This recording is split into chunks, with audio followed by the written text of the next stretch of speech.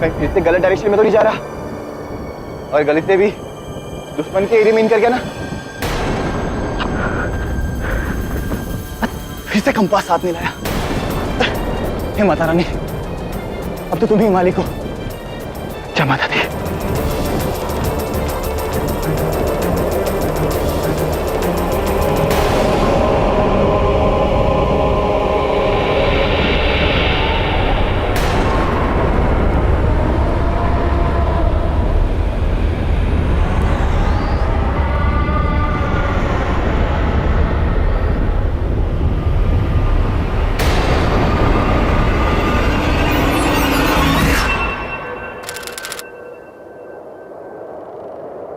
भाई मेरी साथियों,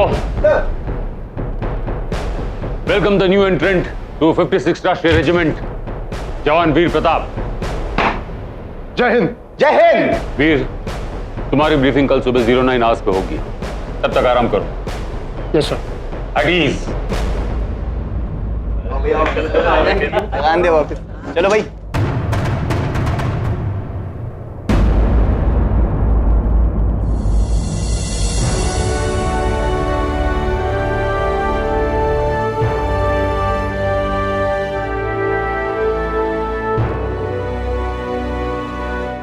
अरे ओ भाई, वहां का सामान रख रहा है यार। बेड खाली तो है। और रणविजय, और मेरे यार, और ये ले, मैं तेरे लिए तेरी पसंद की दाल मखनी और गोभी के पराठे लेके आया हूँ। हेलो, ये किससे बातें कर रहे हैं आप? और ये खाना किसके लिए लेके आए आप? और तू नया आया है ना, इसलिए मेरे यार के बारे में कुछ नहीं जानता तू। अरे भाई, ये लेफ्टिनेंट रणविजय का बेड है। बाबा रणविजय, हमारी बटालियन के जांबाज सिपाही। लेकिन कारगिल के युद्ध में ये शहीद हो गए, लेकिन इनकी आत्मा और वजूद आज भी मौजूद है। मतलब आप लोगों को लगता है ये अभी भी जिंदा है? बिल्कुल। कैसी बातें कर रहे हैं आप? I mean, it's impossible। और कुछ दिन यहाँ बिताएगा ना, तो तुझे भी एहसास हो जाएगा, समझा? तो यार तुम्हारे चक्कर में मैं तो भूल ही गया, और जिनकी छुट्टियां मंजूर हुई थी ना, उनकी टिकटें देनी है। और बिना चश्मे के मुझे तो कुछ नजर नहीं आता। ले तू ही बांट दियो। अरे बांट दियो यार।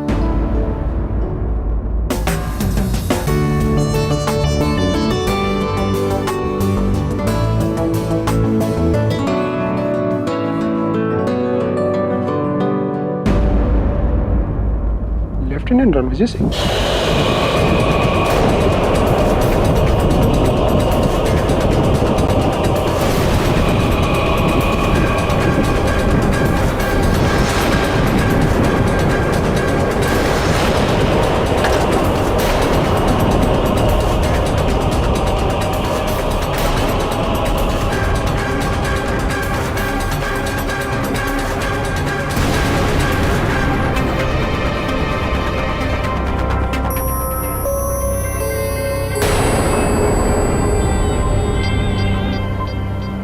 तू फिक्र मत कर, मैं तेरी कसम खाता हूं, जिन लोगों ने तुझे रुलाया ना, मैं उन्हें खून के आंसू रुलाऊंगा।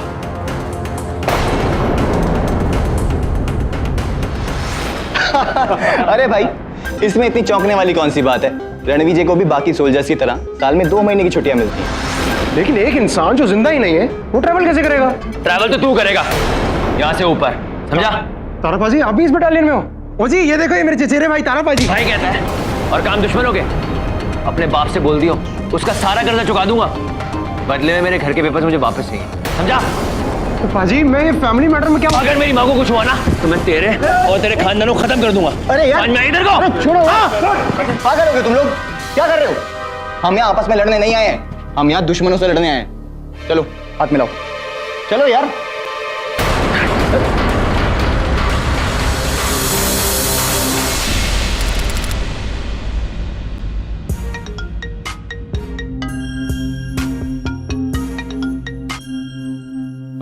Hello mister Pathak ji.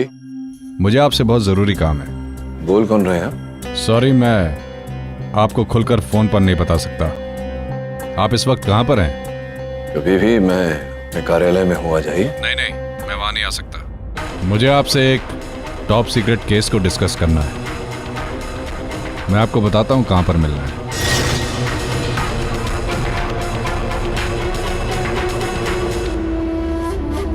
Excuse me.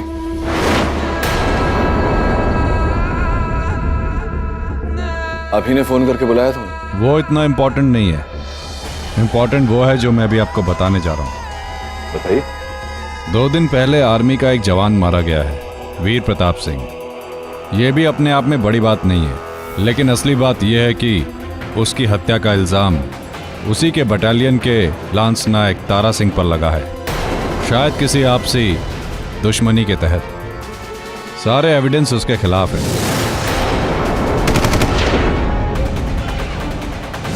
लेकिन वो कहता है कि उसने नहीं मारा।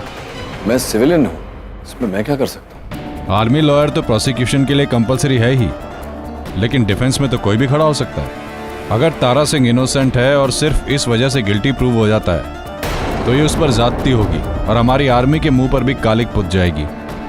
हमारी जनता का विश्वास आर्मी पर से कम हो जाएगा। हिंदुस्तान के हर नागरिक को अपने आर्मी की परवाह है, लेकिन मैं देख रहा हूँ आपको अधिक प्रेम है आर्मी से और आर्मी के जवानों से। कोई विशेष कारण? आप मुझे वेल विशर समझ लीजिए। आर्मी का, अपने इस देश का, तारा के कोर्ट मार्शल की तारीख 28 जनवरी फिक्स हुई है। इस समय तारा सिंह कहाँ है? आर्मी के एक सीक्रेट प्लेस में, अंडर हाउस अरेस्ट।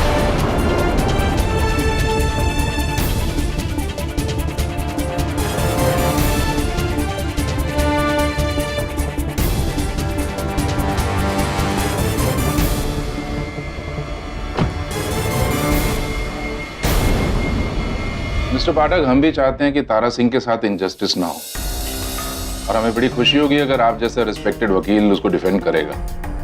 मगर ये सीक्रेट खबर आपको मिली कहां से? हमारे लिए उस जासूस का नाम जानना बहुत जरूरी है। हो सकता है कि वो ऐसी इंफॉर्मेशन और भी जगह लीक करता हो। ब्रिगेडियर साहब, जितना मैं जानता था उसके बारे में मैं आपको बता चुका हूं। अब प्लीज मुझे तारा सिंह से भेंट करने की अनुमति दीजिए।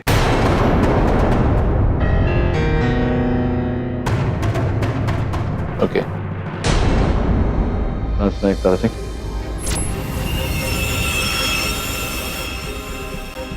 मेरा नाम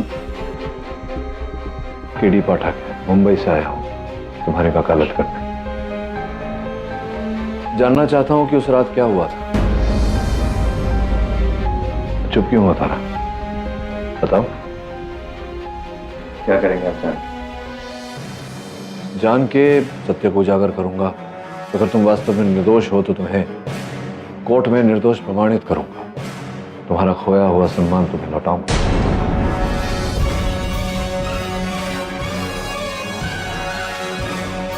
बताओ क्या हुआ था उस रात? क्या पता मुझे।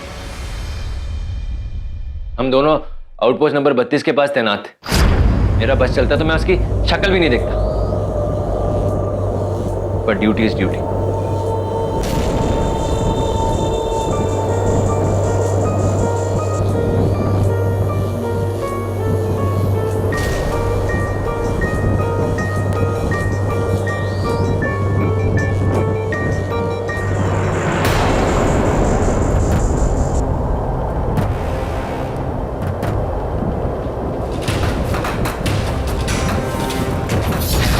बाजी, कहाँ जा रहे हो?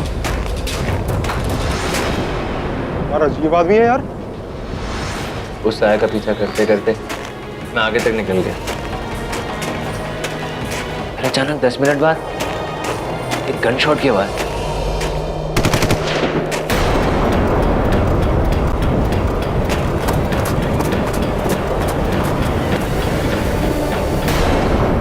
वीर! वीर! वीर! वीर, क्या हुआ तुझे? किसने मारा? किसने मारा इसको? कौन है? वीर! वीर!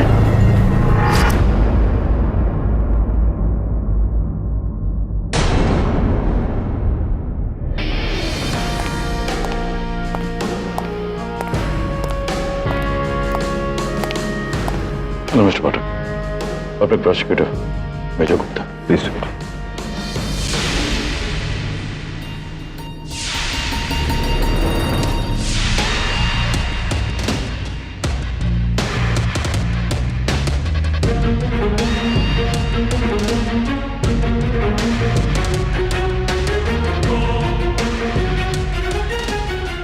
Court Martial number 37 commences on the 20th January 2015. Lance Naik, Tara Singh 56 Rashtriya regiment RPCC section 302 और आर्मी एक्ट 69 के तहत आप पर अपने साथी सोल्जर वीर प्रताप की हत्या का आरोप है। What does the defense have to say about this? Defence इस आरोप को खारिज करती है sir.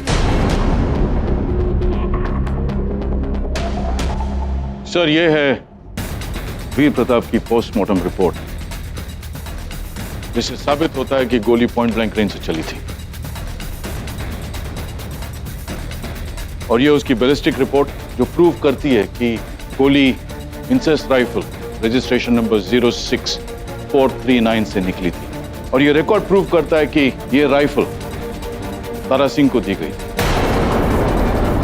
Defense, what's your point of view on this? I agree sir. गोली लांस नायक तारा सिंह की गन से ही चली थी, लेकिन वो गन तारा सिंह ने नहीं चलाई। वो अपनी गन आउटपोस्ट पे छोड़कर कुछ देर के लिए कहीं गए थे। सर, वो आउटपोस्ट बीच वीराने में थी, वहां किसी का आना नामुमकिन था। आसपास कोई नहीं नजर आ रहा। It just shows to prove that he killed Veer Singh. Any reason for that? Lance naik, Tara Singh, अपना गुनाह कबूल करने के अलावा तुम्हारे पास और कोई रास्ता नहीं। तुमने जो कहानी बनाई अपने लॉयर को सुनाने के लिए वो बिल्कुल फेक है। You have killed your cousin वीर। तारा के ताऊजी यानी वीर के पिता ने तारा की मां से कर्जा न चुकाने के बदले में घर के कागजातों पर जबरन साइन करा लिया था, क्योंकि उन्होंने कर्ज नहीं चुकाया था और उन्होंने घर से बेदखल कर दिया उनको। तारा की मां सड़कों पे भयानक ठंड में भटकती रही। उसी ठंड ने उनकी जान ले ली। She expired. और हिम्मत रखो तारे, रब के आगे किसकी चलती है यार। ताराबाजी, चाची जी को क्या हो गया? मैंने कहा था ना तेरे को, अगर मेरी माँ को कुछ हो गया मैं तुम्हें छोड़ूंगा नहीं। छोड़ूंगा नहीं। जान से मार डालूंगा तेरे को। इधर और उस दिन तारा को रेजिमेंट ने leave they the so that he could attend his mother's funeral. लेकिन तारा ने वो लीव कैंसिल कर दी and he joined his duty, क्योंकि उसे वीर से बदला लेना था अपनी मां की मौत का। And he did exactly that. नहीं सर, ये सही नहीं है। तो फिर सही क्या है? सर, उस शाम मैं अपने घर जाने के लिए निकल ही रहा था कि hold yourself. लो पानी लो। Sit down. राठे, इस कंडीशन में तुम रात भर ड्यूटी नहीं कर सकते। ऑलरेडी 8 जवान छुट्टी पर है। अब आउटपोस्ट नंबर 32 पर मैं वीर सिंह के साथ किसे भेजूं?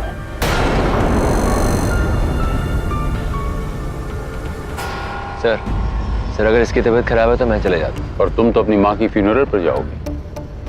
सर, माँ तो मर गई। अब धरती माँ ही मेरी माँ, उसकी रक्षा करना ही मेरा कर्म। और आउटपोस्ट नंबर 32 पर तुम्हारे साथ तुम्हारा कजिन वीर सिंह होगा। भाई, तुम्हारी आपसी दुश्मनी। कैसी बातें कर रहे हैं?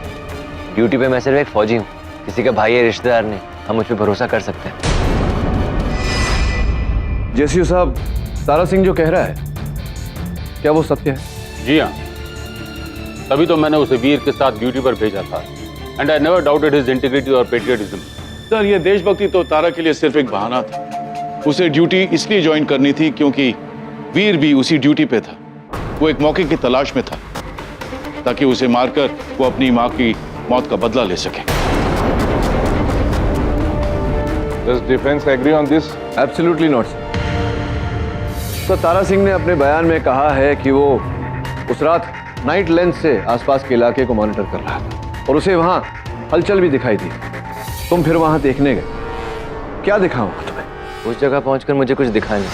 विजिबिलिटी बहुत कम थी, लेकिन जैसे मैं सर्च कर रहा था वैसे ही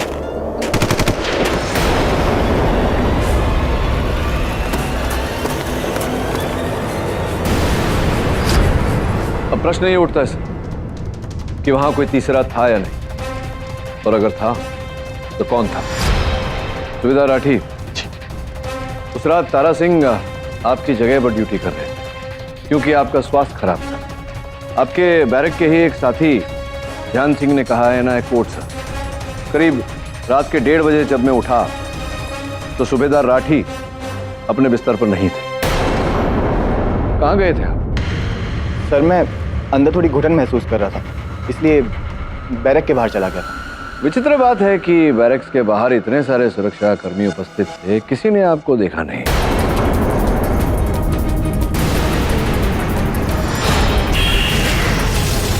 और ये जो आपके कमीज पर बटन लगी हुई है, ये बाकी बटन से अलग क्यों है, कृपया बताएंगे अदालत को? Defence is diverting the case, sir. Absolutely not. Barracks की छानबीन करते समय मैं वहां से ये बटन प्राप्त हुआ है।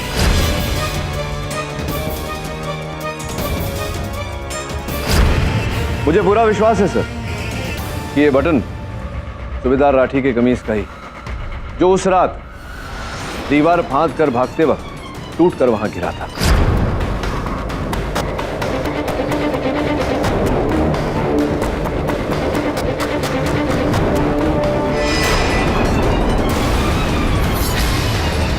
सूबेदार राठी अब अंडर ओथ। संभव है कि अगर आप कोर्ट में झूठ बोलें तो आपके विरुद्ध भी कार्रवाई हो।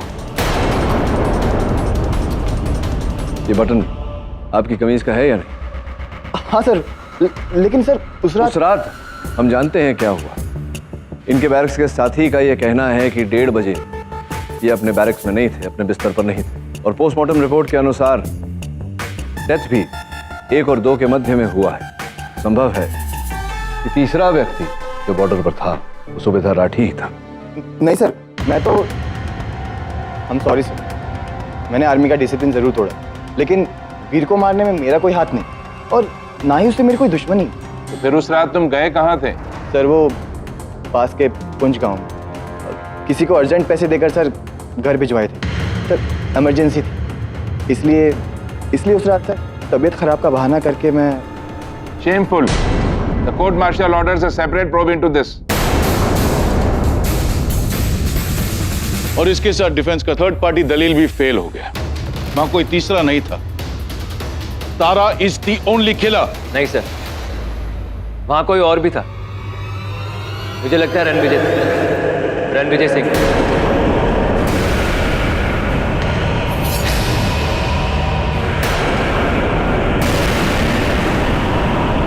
क्योंकि जब मैं वीर के पास पहुंचा तो कौन आया?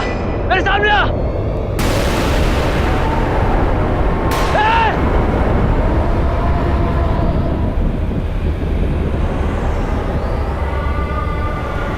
कौन था वो? कहीं वो लेफ्टिनेंट रणविजय सिंह तो नहीं? वीर,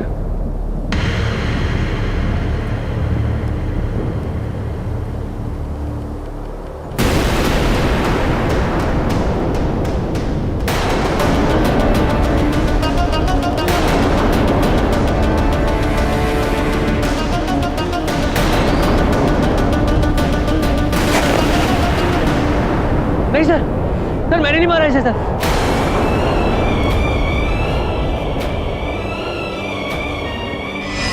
नहीं सर, मैंने वहां किसी और सस्पेक्ट को नहीं देखा।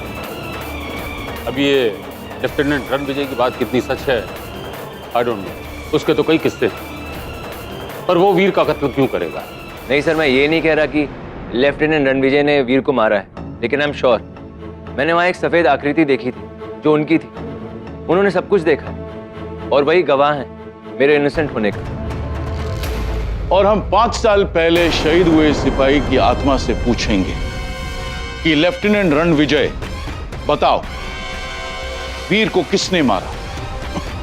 कम ऑन, यहाँ इंडियन आर्मी का कोर्ट मार्शल चल रहा है, कोई जम्मू का सर्कस नहीं। How can a dead man become an I witness?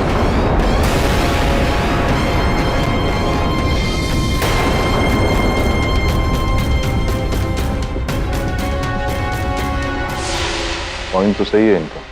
पर लेफ्टिनेंट रणविजय को वाकई ही कई लोगों ने सरहद पर देखा है। इंडियन आर्मी ही नहीं, सिर्फ नेबरिंग कंट्री के कई जवानों का भी यही कहना है। और हमें इस केस के सिलसिले में सोचना है। डिफेंस आपकी क्या राय है? सर, इंडियन आर्मी के कारगिल हीरो लेफ्टिनेंट रणविजय सिंह की कहानियां मैंने पढ़ी है, विभिन्न सूत्रों से सुनी भी। प्रश्न तो यही उठता है कि इन पर विश्वास कैसे करें। सर, मैं आपकी परमिशन से कुछ कहना चाहता हूं सर। प्रोसीड।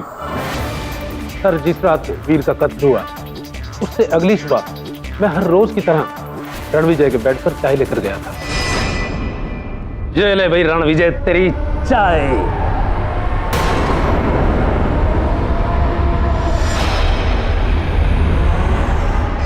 और मुझे पूरा यकीन है कि उस रात भी रणविजय अपने जूते पहनकर बर्फीली सरहद पर रक्षा करने गया था। उसने जरूर देखा होगा सर कि वीर को किसने मारा। और उसे किसने देखा? सर प्लीज, ये लेफ्टिनेंट रणविजय की बात कुछ ज्यादा ही बढ़ रही है। या तो डिफेंस लेफ्टिनेंट रणविजय को पकड़ कर यहां लाएं, उसकी गवाही पेश करें, या गुनाह कबूल।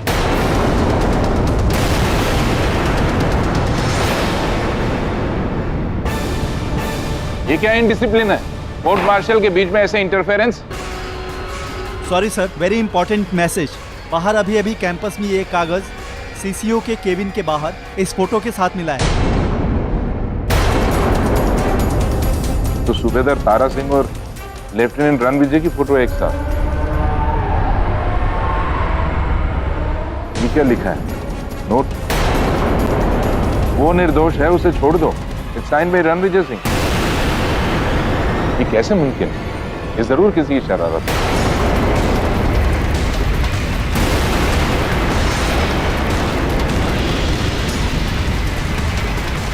I beg your pardon sir. मैं लेफ्टिनेंट रणविजय की हैंडराइटिंग को बहुत अच्छी तरह पहचानती हूँ। ये हैंडराइटिंग भी बिल्कुल उन्हीं की है और ये सिग्नेचर्स भी। मेजर पटनी, आप जानती हैं आप क्या कह रही हैं? आप ये कह रही हैं कि एक शहीद सिपाही ने ये खत लिखा है उसके दोस्त को बचाने के लिए, और अब आप ये कहेंगी कि लेफ्टिनेंट रणविजय इसी कमरे में भी है।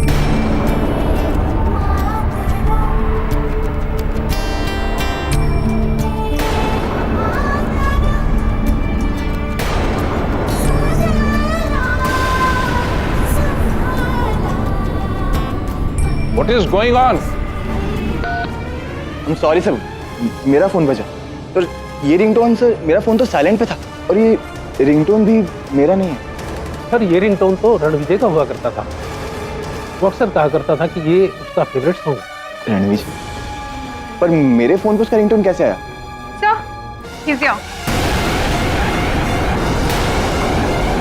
नॉनसेंस।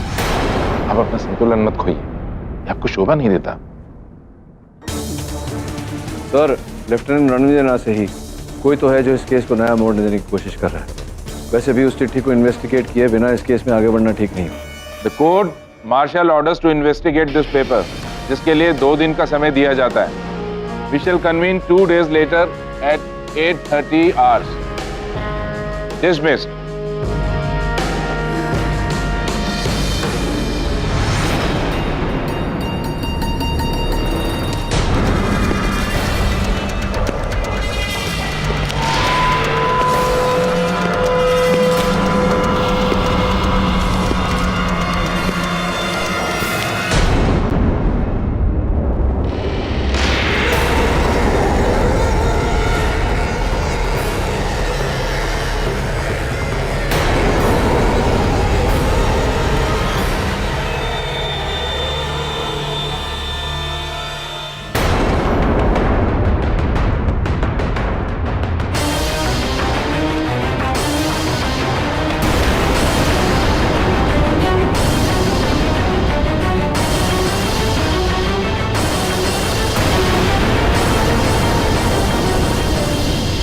तो लेफ्टिनेंट रणविजय के बूट्स हैं।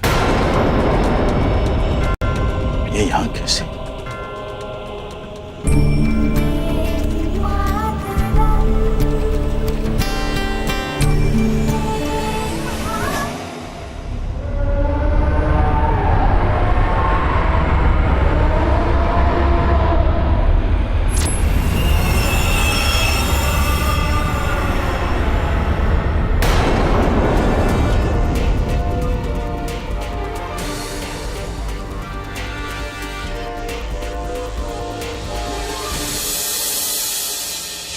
सर, ये हैंडराइटिंग लेफ्टिनेंट रणविजय सिंह की है डेटेड 19 मार्च 2006 और 3 हैंडराइटिंग एक्सपर्ट्स को दिखाने के बाद उन सब का भी यही मानना है कि ये राइटिंग बिल्कुल लेफ्टिनेंट रणविजय की राइटिंग के साथ मैच करती है। How is it possible? Come in, come in. लगता है मुझे कोई आउट पोस्ट से कांटेक्ट करने की कोशिश कर रहा है। मेजर अस्थाना होंगे। मेजर अस्थाना, मेजर अस्थाना, कम इन। मैं मेजर अस्थाना नहीं, लेफ्टिनेंट रणविजय बोल रहा हूँ। लेफ्टिनेंट रणविजय? तारा सिंह बेकसूर है सर। ये कैसे हो सकता है? यही है वीर सिंह के सारे बिलोंगिंग जो उस रात उसकी डेड बॉडी के पास से बरामद हुए।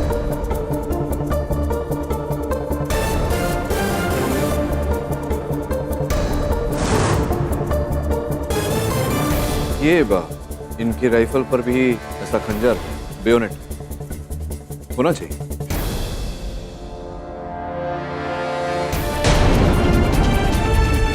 हाँ, बेयोनेट किस पे भी था, लेकिन उसी रात से मिसिंग है जिस रात वीर का कत्ल हुआ था। काफी ढूंढने के बावजूद भी वो हमें कहीं नहीं मिला। सर, पैरों के निशान, फिर वही बूट्स, वही गाना जो मैंने सुना। आइए मिस्टर पाठक, बैठिए, have a seat. Thank you. मैंने आपको इसलिए बुलाया कि कल रात और आज सुबह हम दोनों के रणविजय सिंह ने कांटेक्ट किया। सर, ये सब वाकया तो मेरे साथ भी हुआ था परसों। कौन कर रहा है ये सब? आर्मी के सारे जवानों का मानना है कि रणविजय सिंह आज भी जिंदा और हमारे बीच में और अपनी ड्यूटी निभा रहे हैं। हैंडराइटिंग एक्सपर्ट्स ने भी कंफर्म किया कि हैंडराइटिंग उसी की है। तो मरने के बाद कोई कैसे लिख सकता है? Yes captain. हाँ, ओह, खतरनाक टेररिस्ट है, उसका पकड़ना बहुत जरूरी है। ऐसे खूंखार टेररिस्ट का आजाद घूमना हमारे देश की सुरक्षा के लिए खतरा है। कल ही इंटेलिजेंस सोर्सेज से पता चला है कि लहरी ऑर्गेनाइजेशन का डेप्यूटी कमांडर हमारे हिंदुस्तान की सीमा में घुसने में कामयाब हो गया। सारी एजेंसीज उसके पीछे लगी हैं, लेकिन अभी तक उसका कुछ पता नहीं चला।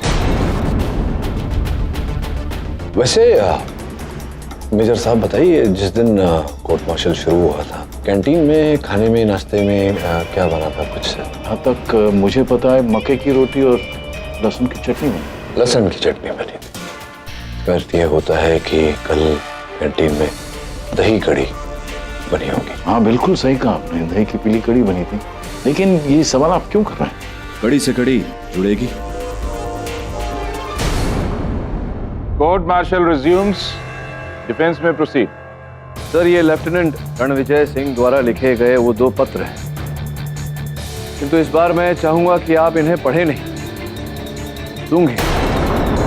Sorry sir, I know it's unusual request, किंतु पहले पत्र से लहसुन की महक आती और दूसरे पत्र पर कोने पर हल्दी लगाओ। ओह, अब समझा आप क्यों पूछ रहे थे। ये दोनों दिन रसोई में लहसुन की चटनी और हल्दी की कड़ी बनी थी या नहीं? जी बिल्कुल ठीक कहा। उस दिन आपको ऐसा लगा होगा कि मैं इसलिए पूछ रहा हूं क्योंकि मुझे भूख लगी है, लेकिन तो नहीं सर, मैं इसलिए पूछ रहा था क्योंकि मुझे ऐसा संदेह था कि ये दोनों पत्र किसी ऐसे व्यक्ति के हाथों से गुजरी जिसका रसोई घर से कोई लेना देना है। चुपके से बिना किसी को बताए हर रसोइये के बंकर की तलाशी ली, तो एक बंकर के संदूक में से ये लेफ्टिनेंट रणविजय सिंह की पुस्तक है, जिसमें वो अपनी लघु कहानियां, शेर शायरी, कविताएं इत्यादि लिखा करता था। उसका शौक था, उसकी हॉबी थी। इसमें एक विशेष लघु कहानी है ये वाली। इसका अंतिम वाक्य है, एक बार फिर से मोहिनी की नम आंखें और नम हो जाती हैं। वो पत्र देखो।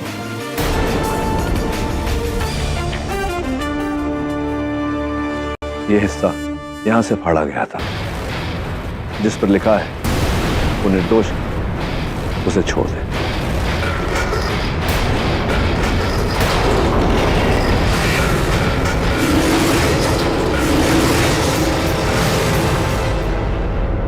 अर्थात पिछले कोर्ट मार्शल में ये पत्र लेफ्टिनेंट रणविजय सिंह ने उस व्यक्ति ने भेजा था जिसके संदूक से हमें लेफ्टिनेंट सिंह की ये पुस्तक प्राप्त हुई। 56 राष्ट्रीय रेजिमेंट के कैंटीन इंचार्ज लांस नायक सुखदेव। लांस नायक सुखदेव, प्रश्न ये उठता है कि आपने ऐसा क्यों किया? आपने लेफ्टिनेंट रणविजय सिंह की कहानी को क्यों कुरेदा?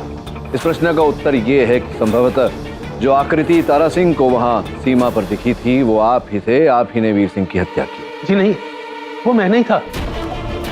मैं तो बस दरअसल तारा का बहुत एहसान है मुझ पर। एक बार रसोई में उबलते हुए तेल की कढ़ाई मुझ पर गिरने वाली थी, तब किसी ने अपनी जान पर खेल कर मेरी जान बचाई थी और मैं इसके एहसान का बदला चुकाना चाहता था। रणवीर और मेरे रिश्ते बहुत अच्छे थे। वो अपनी हर कविता और कहानी मुझे सुनाया करता था सर। उसके मरने के बाद उसकी सभी कविताएं और कहानियां मैंने उसकी याद के तौर पर अपने बॉक्स में संभाल के रखी थी। और उसका इस्तेमाल करके आप एक दोषी को निर्दोष साबित करना चाहते थे। इसका मतलब जो रणविजय बनकर आया था वो भी? जी हाँ, वो मैं ही था। और मिस्टर पाठक को जो रणविजय दिखाई दिया था वो भी मैं ही था सर। और ब्रिगेडियर साहब को वायरलेस भी मैंने ही किया। और वो गाना? मैंने ही सूबेदार राठी के मोबाइल की रिंगटोन चेंज की थी सर, क्योंकि मैं सबको यकीन दिलाना चाहता था कि कैप्टन रणविजय मरने के बाद भी जिंदा है। लोग इस सच को माने और उसकी कही गई बात पर भरोसा करें ताकि तारा को बरी किया जा सके।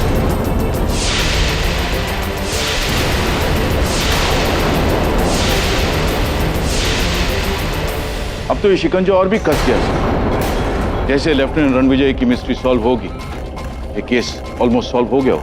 ये अब तक सॉल्व नहीं हुआ मेजर को। आप भूल रहे हैं कि वो सफेद आकृति जो तारा सिंह को दिखाई दी थी सीमा पर, उस प्रश्न का अभी तक उत्तर मिला नहीं। तो हम इसे एक सफेद झूठ का नाम दे सकते हैं जो तारा ने अपने बचाव में रचा था। नहीं सर, वहां सच में कोई था। मैं अपनी मरी हुई माँ की कसम खा के कहता हूँ। Does the defense think? Sir, एक छोटी सी रिक्वेस्ट है। आप किसी निर्णय पर पहुंचे उससे पहले मैं एक बार जाकर घटनास्थल की छानबीन करना चाहूँ। वारदात के दिन से वीर सिंह की राइफल का बेयोनेट वो मिसिंग है, लापता है। मुझे लगता है कि उस मिसिंग बेयोनेट का इस केस से लेना देना है। कोर्ट मार्शल डिफेंस को इजाजत देती है। The court is adjourned now and will reassemble tomorrow morning at 10:00 hours. Dismissed.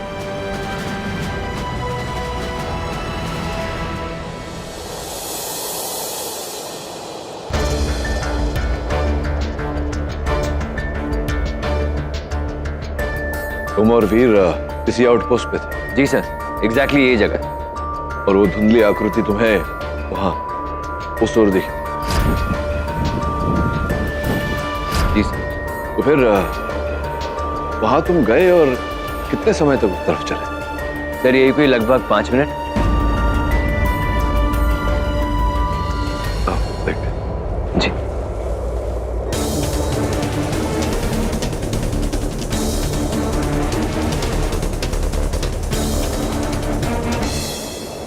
पांच मिनट। तुम लगभग उस दिन यहाँ पहुंचे थे, आउटपोस्ट से जब आए थे। और जब यहाँ पहुंचे तो क्या आसपास कोई नहीं था? कोई नहीं दिखा तुम्हें? जी। फिर कुछ देर रुके भी थे, फिर क्या हुआ? उस दिन तुम दौड़ कर गए थे वापस। चलो बेहतर।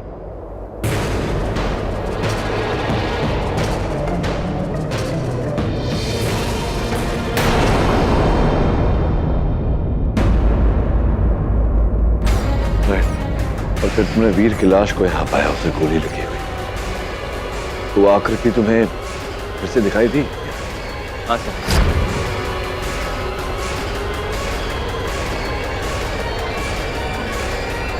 वो अचानक से गायब होगी सर, और मुझे लगता है वो रणविजय ही था।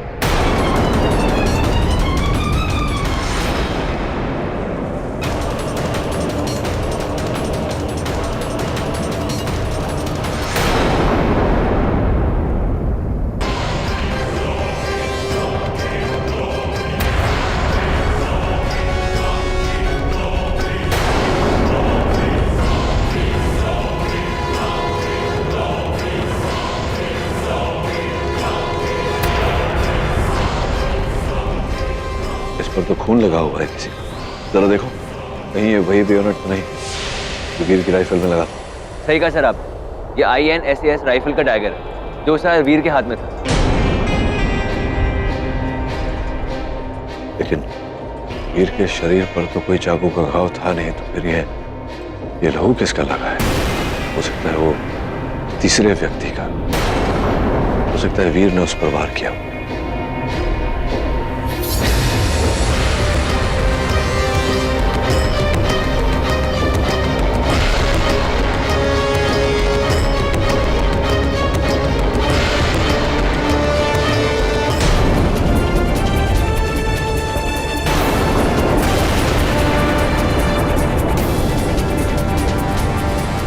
भाई में किसी की लाश पड़ी है।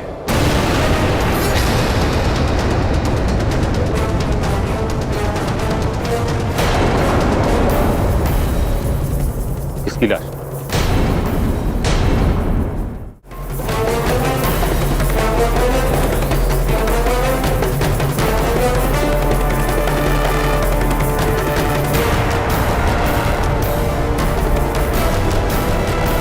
ऊपर लाओ इसे।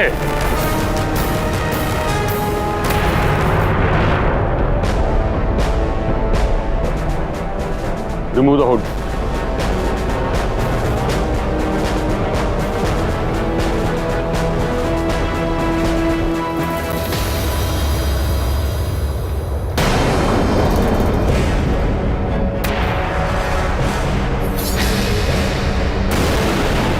लगता है ये लहरी का डेप्यूटी कमांडर समीर मलिक है। इंडियन इंटेलिजेंस एजेंसी इसे ढूंढ रही थी। सर उस मृत शरीर की शिनाख्त हो चुकी है पूरी तरह, और अब ये 100% प्रमाणित हो चुका है कि वो शव समीर मलिक का ही था। ये पोस्टमार्टम रिपोर्ट ये कहती है कि समीर मलिक की हत्या किसी तीव्र धारदार वस्तु से की गई है, जैसे कि वीर सिंह के राइफल के आगे की चाकू, उसका बेयोनेट। और फॉरेंसिक रिपोर्ट ये कहती है कि वीर सिंह के राइफल का बेयोनेट जो कल रात घटनास्थल से प्राप्त हुआ, उस पर भी समीर मलिक के ही लहू के अंश पाए गए। सर मैं डिफेंस को याद दिलाना चाहूंगा कि यहाँ समीर मलिक मर्डर केस का ट्रायल नहीं बल्कि तारा सिंह का कोर्ट मार्शल चल रहा है। हाँ, लेकिन दोनों केसेस जुड़े हुए हैं मेजर गुप्ता। सर आपको याद होगा कि आरंभ से ही तारा ये कह रहा है कि उसने उस रात सीमा पर सफेद रंग की आकृति देखी। वो सफेद रंग की आकृति और कोई नहीं, समीर मलिक ही था। सफेद हेलमेट, सफेद पोशाक और सफेद बूट्स में स्वयं को छिपाया हुआ था उसने। उस रात कोहरे का लाभ उठाकर सुरक्षा कर्मियों की आंखों में धूल झोंक वो सीमा पार करने में कामयाब भी हो गया। इतने में तारा को कुछ संदेह हुआ और वो उस ओर गया।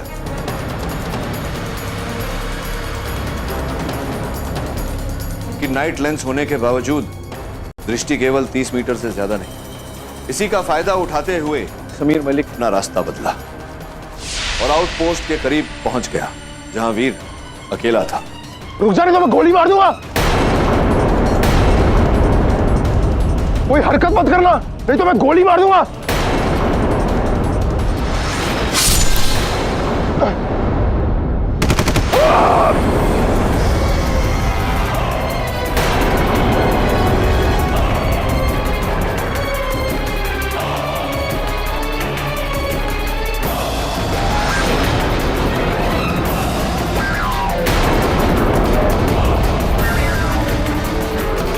समीर मलिक वहीं पर नीचे खाई में गिर गया था, जहां से उसका शव प्राप्त किया गया। तो अब यह प्रमाणित हो चुका है कि तारा सिंह निर्दोष है।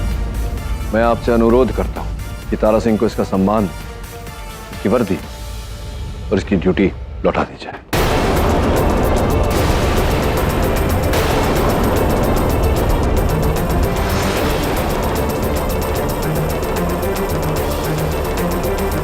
मुझे तो मिस्टर पाठक की दलील कन्विंसिंग लगती है। And so do I. Court martial, lance naik Tara Singh को पर लगे मर्डर चार्जेस से रिलीव करती है और उसे फौरन ड्यूटी ज्वाइन करने का हुक्म देती है। The court martial is dismissed. KD साहब बहुत बहुत बधाई। Thank you. एंड लेकिन आपने ये नहीं बताया कि ये सीक्रेट केस आपको किसने बताया? हाँ, that is classified information Major Gupta. अब आप कह रहे हैं कि आपको अंदाजा है, लेकिन आपने ये बात फिर कोर्ट मार्शल वाले दिन क्यों नहीं कही? बोलिए मिस्टर पाठक, कौन है वो जासूस? ये बात तो केवल मैं जानता हूं और आप मुझ पर इल्जाम लगा रहे हैं मिस्टर पाठक, एक ब्रिगेडियर पर। जी नहीं, क्षमा करें ब्रिगेडियर साहब, आप पर कतई उंगली नहीं उठा रहा। मैं तो केवल इतना कह रहा हूं कि वो जो व्यक्ति पठानी लिबास में मुझसे भेंट करने आया था, वो उसकी कुछ विशेष आदतें थी। बार बार अपने कान को छेड़ना, बार बार अपनी पलकें झपकना, ये आदतें आप में भी है। और जो आफ्टर शेव आप लगाते हैं, संयोगवश उसने भी वही आफ्टर शेव लगाया था। अब सोचने वाली बात यह है कि उस पठान की दाढ़ी थी। जब दाढ़ी है तो कोई आफ्टर शेव क्यों लगाएगा ब्रिगेडियर साहब? Yes mister Pathak, you are really a genius. Thank you. वो मैं ही था उस डिस्गाइज में। थैंक गॉड आपने मुझे निराश नहीं किया। मैं तो बस अपने देश की और आर्मी की इज्जत और इंटीग्रिटी बचाना चाहता था। लेकिन प्लीज इस बात को अब राजी रखिएगा। कौन सा राज?